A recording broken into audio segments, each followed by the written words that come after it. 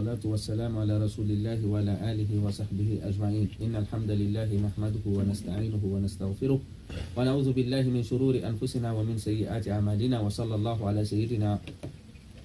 وعلى آله الطيبين الطاهرين وعلى أصحاب الغر الميامين. هذا هي فوتو كدفتر من نحو الواضح يلا يوم بكرمكو بديدو ويندم ده دفتر دو هندين جانك كون إعراب جمع مؤنث السالم. إعراب جمع مؤنث السالم إن جانجينو كون وني جمع مؤنث السالم إنه يوندم الجمع ينقسم إلى ثلاثة أقسام. إما أن يكون جمع تكسير ما جمع مذكر السالم ما جمع ألف وتاء أو إن جمع مؤنث السالم. يوتينو كان ينكدي كهونو إنن لماذا سمي بالسالم كفيونو إننا سالم سبو هاري مفرد نوتيميتيس ستيوني كمذكر سالم كأبيد واو ونون في حالة الرفع ما بين ياء ونون في حالة النصب. جمع مؤنث سالم نومو جانغونو دم اون hande ko fino lirborto den duma jangirtemmo on don kanyum haray ko honno on don ko ya wadu alifin wata kasakituru ayne fatima inna fatimat sidudi ara abedi alifun wata haray non on don kanyum kadi ko tural on don ko harakat wadirite i'rab o jam'u mudhakkar salim kanyum ko non wadirte i'rab on don ko wadirte i'rab ko bil huruf aynay وندما واو أون لثبوت النون إذا كان في حالة الرفع أو في حالة النسب والجر يكون بالياء. إني جمع مذكر سالم كنيو ستيوني جمع أين محمدون جاء محمدون إن محمدون فاعل مرفوع بالواو لأنه جمع مذكر سالم والنون عوض عن التنوين في الاسم المفرد. أما فاطمات أون حركات أو وديرت إعراب كونن أدرسوا يتندو جوني أردن هريكو يا ودو بالضم رفعا وبالكسر نصبا وجرا. أدن كبير مثال قوتر مثال دو جوني دين هري واي فامو دي كونو أوفالا يتادلو وإني بعضة الدجاجات بعضة الدجاجات دجاجات هريكو دوني جيرتو دين jori on hido to ko honnumi beydi do ko do be nata jam'i muannasi salim ko jam'u tindindo fi sonnajo selludo fi onno parce que mufrado en do gertogal gotal ko inete ko dajajatun o yi halfere nden kade wonne wotere ene derga jonnon bay dudi ko do mi wadi alifun wata ko do mi beyditi e ka wonno hunde wotere do sayni dajaja haray ko gertogal sayni dajajatun hara woni gertode donc enen andi ko dubbe nani mo do wo ko jam'u al muannas ko jam'u tindindo fi sonnajo sabu ko fi on be nani fi sonnajo hida andi kala inde sakitonde ta pibo haray ko fi ko ineten ko féminine haray ko féminin ko doni ko inde tindindo fi sonnajo joni non si tawi woni inde nen ko fi tindindo fi sonnajo be ni mo kadi salim ko fi on be nani mo salim c'est parce que mufrad don der do enen bonni tali hal fray fuido beyda alifun wata jonnon beyni si tawi woni jam'u on hara ko jam'u muannas salim ko ya beydu alifun e taka sakitoru fi on hara ko honnu jori do ko honnu jori ko gerto gangare ni ba'dati dajajatu aw dajajat gerto de den jori jake andi ko gerto de den do golli joru gongol hara ko de do woni fa'il ko kanje woni fa'il ko kanje golli gollangal ko ne do golli gollal jowru gongol jonno se andari simi inni zabahtu dajajat inni zabahtu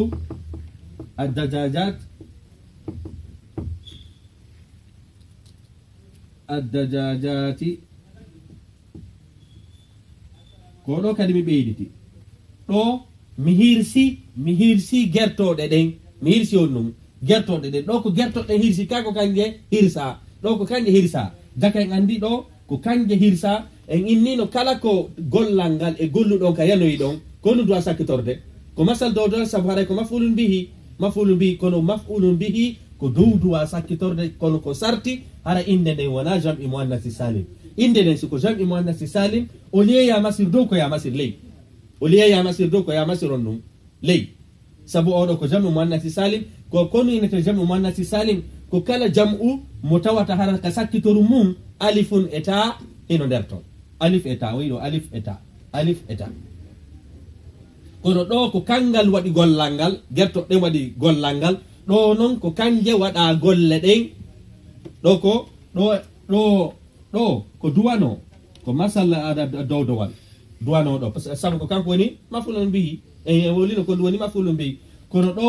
heɓuɗen leylewal joni noon koye min no ngal leylewal ɗo haray addajajati masirama ley kono ko hanuno koyo masire dey kono ko fi honɗum ngal masiri ley ko sabu haray si jam'u on ko jam'u muannasi salim ngal masal ɗo ngal masetake hande kadi ko masal leylewal ngal ɗettata place maggal ko masal leylewal ngal ɗettata place maggal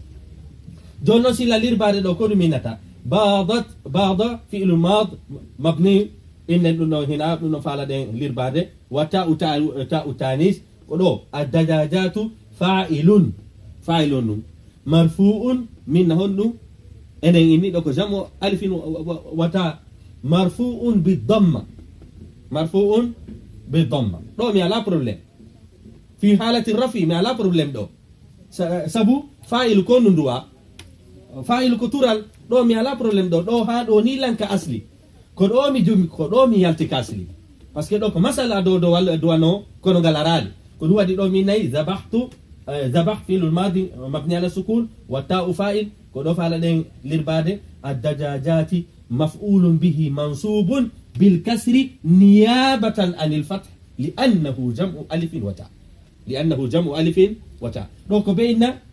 mansubun bil kasr niyabatan haray ko lontiɗo ngal masal ngal renɗa ɗo ngal lonti masal duwano ngal masede dow sabu maf'ulun bihi ko janguno ɗen koye woni mansub koɗi noynete annasbu ko masal ɗo dowal ɗo en heeɓi masala leylewal kono koye innu ngal masal leylewal ɗo wona ngal asli ɗo ko ngal arani ko sabu jam'u on ko alifi wata ko ɗum inneten wondema haray jam'u muannasi salim yurfa'u bidamma wa yunsabu bilkasr niyabatan anil fata mi anda sen faami ok hiltoɗen ka tataɓal o inni ɗo shakartu lil fatimati shakartu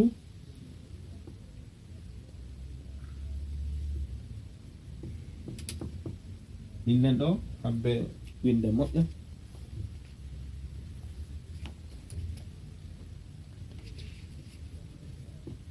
shakartu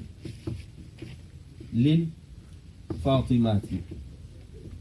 haray mi jarni fatima ɓen sonnaɓe buy inneteɗo fatima o leya innu kasirul fatimati no ko enno fatimat ko ya waɗu jamu alifin wata eno ɗo jamu alifin wata ɗo kañum kadi ko ti duwa sakkitorde o ɗo kañum ala probléme fi honɗum sabu laamu hino ɗo o ɗo konnum ko harful jarri o ɗo konnum ko harfu al jarri ismu on noon koye woni ismun majrurun wa alamatu jarrihi al kasre oɗo ala probléme sabu en yewtino si huruful jarri naati inde hikkayde ɗon nden ko leyde duwa masirde innuɗen si wona hara inde nden ko nde mamnu min sarf joni noon haray o laamu ɗo ɓay addi li ɗo ko ni duwa masirde jake andi ko oɗo masiri ley ɗo ko honto yaltuɗen ka asli ko oɗo pet oɗo jam'u muannasi salim no waɗirte i'rab so ko fi halati raf'i haray ɗaka nder asli fi halati jarri haray ɗaka nder asli ko fi halati annasbi yaltuɗa ka nder asli ka duwano masade dow ɗon masirɗa ley ko ya kon noon ko be wowla ɗum ɗon sida lirbade joni hiɗen sifade ɗi mbadeji ɗo tati haray ko mise ɗe addi ɗo ɗen fof ko noon kañum kadi ɗe lirborte minna badat fi'lu madin mabni ala al-fath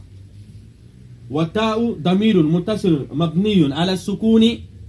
li'annahu ta'u tanis wa hurrika bil kasr liltiqa'i sakinaini ko fiyonu ɗo waɗira ley ko sabu se ɗo ko kowal duwano kono simi howino ɗo hara alif e laamon kadi ko kowal ko ɗum waɗi ɓe monti kowal aranal ngal ɓe masiri ley ko ɗum waɗi sila lirbade ko ɓe mi wowla ko ɗum innete si yimɓe ɗiɗo sonki o yayni no haalireni o yayni haalirtaki ni ko homɓe duwaɓe sendidirde wal i'rab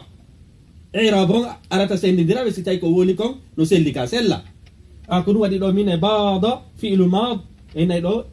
eni ɗo ko badati جرتو جوري باض فعل ماض مبني على الفتح، والتاء تاء التانيث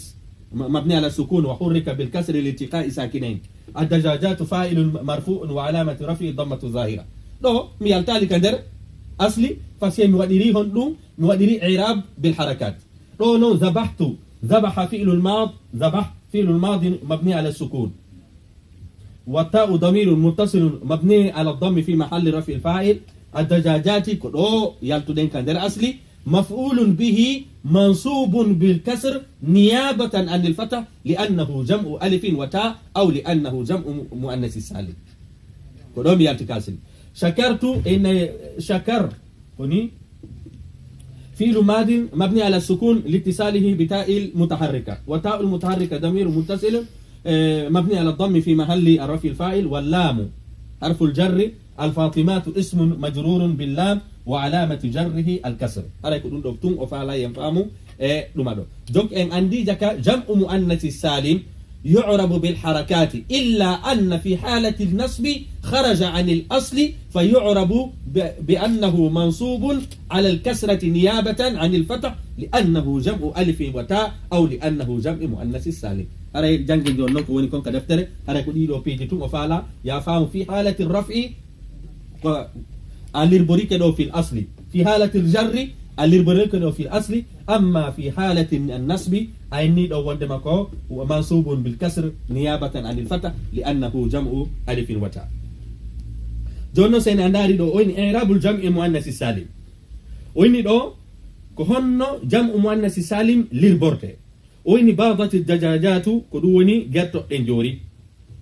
يهين كنيمرو انكا دي وني ذبحت دجاجاتي ميرسي جاتو دين وي دانان كو دجاجاتو جون كو دجاجاتي دوكو في حالة الرفع دوكو في حالة النصب سابو دو aranun ɗum ko gertoɗɗen golli gollalngal ɗiɗaɓum ɗum noon ko gertoɗɗen waɗayore muɗum par ce que sabu ko kanje hirsa ko kanje woni mafulun bihi. donc ɗo komin mafulun bihi mansubun bil kasr niyabatan anil fatah li annahu jam'u alifin wata. haray noon ko innugol jam'u alifin wata on ɓuuri sellude e diya innu jam'u muannasi salim. haray ka deftere ga ko ini ko jam'u muannasi salim kono inchallah sa yurnoyke ka defte kese ka defte towuɗe wono ibnu aqil wono awdahul masalik mughni labib ɓen ɗon fof haray koye inni ko ɓuri sellude ko innu jam'u alifin wata sabu haray inɗe buyi hino ara hara wonaɗe hara ɗe jogaki koynete a wataɗe siforde siko gorko ka ko debbo ko ɗum waɗi koye innu jam'u alifin wata huwa asah kono ka defte fuɗɗotoɓɓen fof ɓe nayi ko jam'u muannati salim. donc iɗa wawi no jam'u muannati salim kono ko ɓuri moƴƴude haray ko ɓuri sellude ko innu jam'u alifin wata. وإني دو حضرت الفاطمات هاري فاطمة بن عري مدحت الفاطمات ممنتي فاطمة بن أكلت البقرات كدوني نائد نيامي حلبت البقرات كدوني مبيري نائد نمت الشجرات كدوني لأدن جاندي سقيت الشجرات ميارني لأدن هجم الثعلب على الدجاجة كدوني سافاندون هندون دوما سافاندون نانجي ma ɗum ko ɗum woni atakugol hajama atakugol safan ɗum jurike ko ɗum woni gertoɗɗe. shakartu lil fatimati haray ko ɗum woni mi jarni fatima ɓen jalastu baidan anil baqarati mi joɗike tawi lan woɗɗiti mi joɗike lan woɗɗi nayi ɗin. zahabtu ila shajarati mi yeeyi ka leɗɗe sen daari noon ka qaida o woni jam'u muannasi salim ko wiyete jam'u muannasi salim يرفع بالضم نوادي ترال في حالة الرفع اينو دو ويني دو كانيون كدي وينصب ويجر بالكسر وينصب او دو ويجر او دو في حالة بالكسر ويدو كسر دو كسر في حالة النصب وفي حالة الجر لا يختلف في حالة الرفع النصب والجر كسيدي وكو في حالة الرفع كوينة انه يرفع بالضم وينصب ويجر بالكسر. هذا زين فاهم. donc ene andi jam'u muannas salim kanyum kadi non li porté donc c'est harayna ko engini wondema odo yalta ka qaida mo anduno den fi halati arrafi harayda kader qaida ko ɗum woni yu'rabu bil harakat oɗo hino serti e musanna maɗum hino serti e jam'u muzakkari salim sabu jam'u muzakkari asalim kañum e musanna ɗin ɗon yu'rabu bil huruf wala yu'rabu bil harakat. أما جمع مؤنث سالم فيعرب بالحركات إلا أن في النصب هري كسر أو ونتا نيابة عن الفتح لأنه جمع ألف وتاء مسكت هري دارسون فاميك هري هيدن حتى دو أودو دوما أودو درسو هري والسلام عليكم ورحمة الله وبركاته.